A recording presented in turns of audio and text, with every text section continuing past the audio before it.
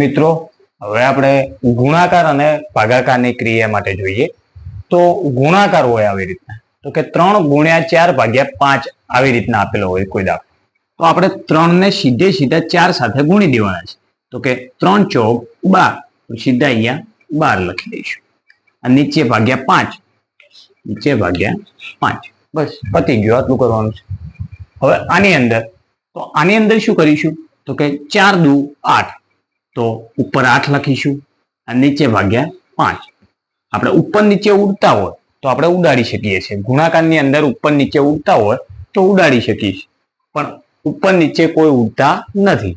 હવે આવી રીતના હોય કે 4 ભાગ્યા 5 ગુણ્યા 2 ભાગ્યા 3 આપેલા હોય, તો આપણે શું કરીશું? સીધે સીધા ગુણાકાર. તો કે 4 દુ 8, તો અહીંયા 8 લખીશું ભાગ્યા 5 તારી 15, બસ આટલું. તો ગુણાકારની ક્રિયા માટે. હવે ભાગાકારની ક્રિયા માટે જોઈએ. તો ભાગાકારની ક્રિયા માટે શું કરવાનું છે? તો કે 3 એમને એમ જ લખીશું. અને આપણને ખબર છે કે દરેક સંખ્યાની નીચે એક તો હોય જ છે, બરાબર?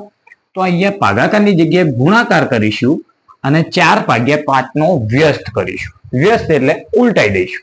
એટલે કે 4 ભાગ્યા 5 નો વ્યસ્ત શું થશે? તો કે 5 ભાગ્યા 4 થઈ જશે.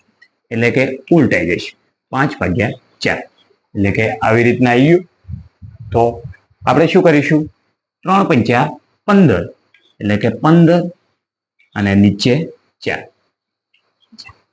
તમારે સમજવા પૂરતું એક લખવું હોય તો લખી દેવાનું, બાકી તો સીધે સીધો ગુણાકાર કરવાનો. હવે આની અંદર જોઈએ તો 4 ભાગ્યા 5 એ એમના એમ જ રહેશે. હવે અહીંયા ભાગાકાર છે તો આપણે ગુણાકાર કરવાનો છે, અને ગુણાકાર જ્યારે કરીએ ત્યારે બીજી સંખ્યા ઉલટાઈ જાય છે. તો 2 ને ઉલટાઈશું. તો 2 ને કઈ રીતના ઉલટાઈશું? તો કે આપણને ખબર છે કે દરેક સંખ્યાની નીચે એક આવેલો હોય છે. તો આપણે 2 ભાગ્યા 1 ને ઉલટાઈશું તો શું થશે? 1 ભાગ્યા 2 થઈ જશે. તો 1 ભાગ્યા 2. હવે મેં તમને કીધું હતું આગળ કે ઉડતા હોય તો પહેલા ઉડાડી દેવાના.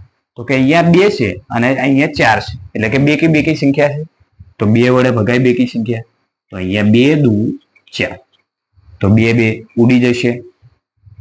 હવે જે બાકી વધે 2 એકા 2, નીચે કેટલા વધ્યા?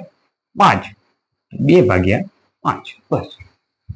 હવે આની અંદર જોઈએ તો આની અંદર સીધા અહીંયા ઉઠશે નહીં. કેમ? કે અહીંયા ભાગાકાર છે, તો આપણે ગુણાકાર કરવા પડશે. ગુણાકાર કરવા માટે 3 ભાગ્યા 4 એમના એમ. હવે અહીંયા ગુણાકાર કરીશું. તો ગુણાકાર કરીશું તો આનો વ્યસ્ત થઈ જશે, એટલે કે 2 ભાગ્યા 3 નો વ્યસ્ત શું થશે? 3 ભાગ્યા 2. હવે ઉડતા નથી ઉપર નીચે, તો 3 તરી 9, 9 ભાગ્યા 4 દુ 8, તો આપણે અહીંયા 8 લખીશું.